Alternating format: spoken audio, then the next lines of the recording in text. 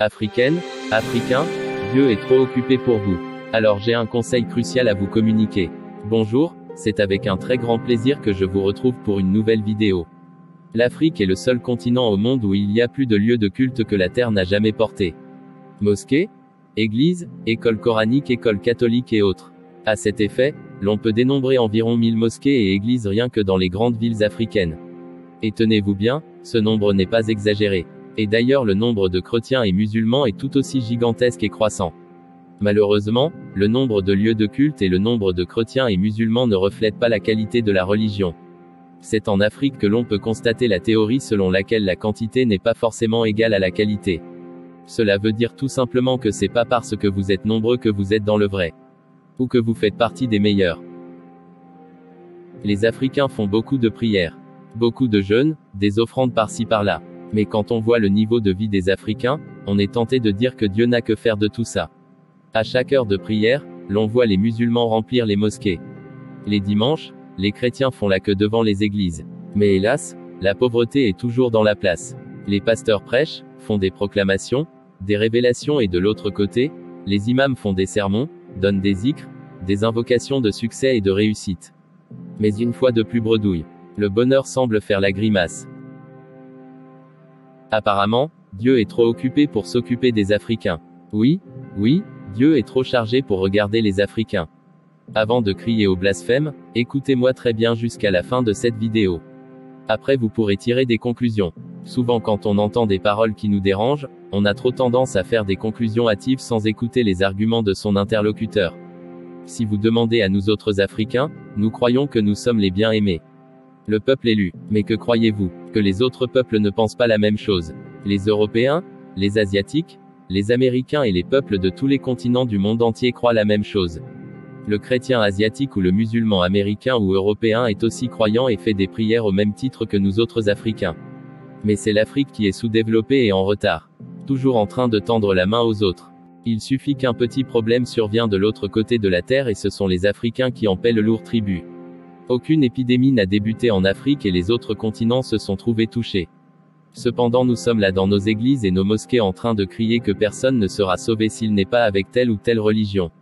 Certains organisent même des débats dans les rues, et sont fiers quand la foule les applaudit.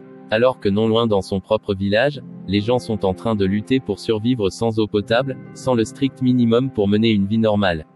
Africains, posons-nous les bonnes questions et nous aurons les bonnes réponses. Cela me rappelle l'histoire du jeune homme et du vieux moine. Autrefois, il y avait un moine qui était connu pour sa piété. Aussi tous ceux qui avaient le bonheur de croiser son chemin étaient gratifiés d'une prière qui se voyait alors exaucée. Alors nombreux étaient ceux qui cherchaient à le rencontrer pour bénéficier de ses invocations. Un jour alors qu'il était assis au bord d'un lac, le vieil homme vit s'avancer vers lui un jeune homme. Arrivé près du moine, il le salua et s'assit auprès de lui très songeur. Alors le vieillard lui posa la question suivante. Qu'est-ce qui te rend aussi triste, jeune homme? Le jeune homme lui répondit. Je suis triste car je n'ai pas d'enfant. Malgré mes prières, mes offrandes à mon Seigneur, je n'ai toujours pas d'enfant. Le moine lui dit en souriant, va et continue de louer le bon Dieu, je vais prier en ta faveur.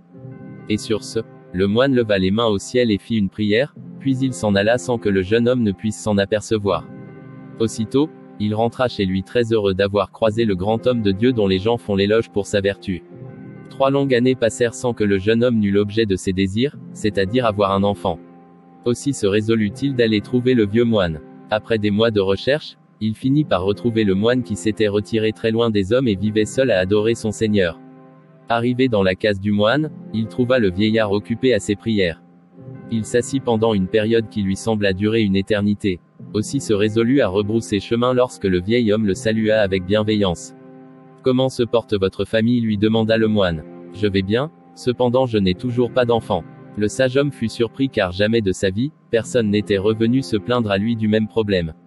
Aussi il s'assit un instant sans rien dire. Quelques instants plus tard ils recommencèrent à discuter. Et là, le moine lui posa cette question. Comment va votre épouse? J'espère qu'elle n'a pas perdu la foi.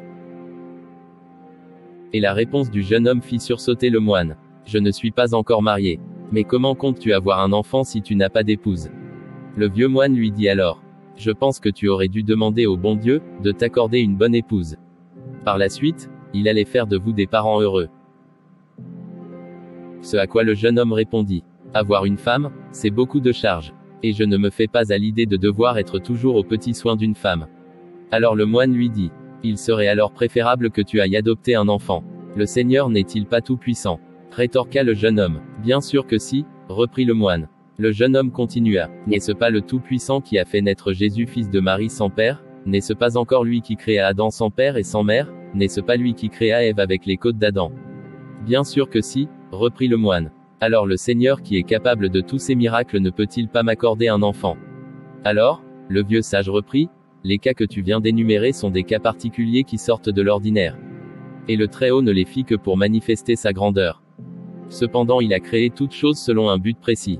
Il donna à tout un chacun la capacité de procréer. Et il serait plus sage pour toi d'adopter les voies et moyens dont disposent les hommes pour faire un enfant.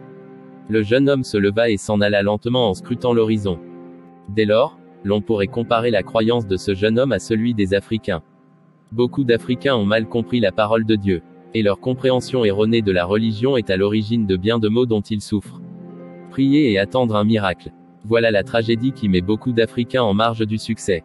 Combien de fois a-t-on suggéré à quelques-uns de fournir plus d'efforts et sa réponse fut « Dieu est au contrôle, j'ai confié tout à Dieu ».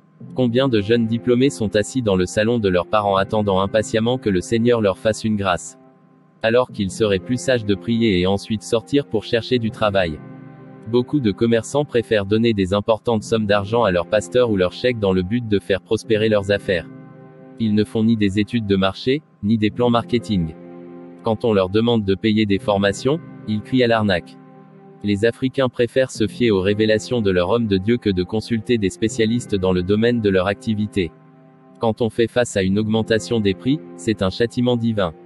Et quand les prix baissent, c'est sûrement une tentation du diable. Rien ne se passe sans que nous ne trouvons une cause divine rattachée à cela. Il est vraiment absurde de penser que toutes les bonnes opportunités sont forcément une tentation ou encore un châtiment venant du ciel. Pourquoi ne pas chercher les causes et chercher à les éviter s'il s'agit d'un mal et profiter des bienfaits au lieu de s'asseoir et faire des supputations? Nous autres Africains, nous avons intérêt à travailler et à ne pas baser notre vie sur des prophéties, des proclamations et autres promesses que nous font des hommes qui ne savent rien du futur. Le salut de l'homme, son bonheur, tout ce que vous voulez est certes entre les mains du Seigneur Tout-Puissant. Cependant il n'accorde qu'à celui qui en paye le prix. Tout a un prix, et la prière seule ne suffit pas. Il faut en outre poser des actes concrets, qui sont en accord avec l'objet de nos désirs. Si vous voulez un financement, sortez et cherchez. Et si on vous rejette une fois, c'est pas grave. Essayez à nouveau. Si ça échoue, réessayez encore et encore. Autant vous priez, autant vous allez batailler dehors. Pour terminer, sachez que tous les pays du monde regorgent de chrétiens et de musulmans. Et ce n'est pas parce que nous sommes nombreux que notre foi est la meilleure. Dieu ne considère que la qualité et non la quantité. Aussi mettons-nous au travail. Peace and love.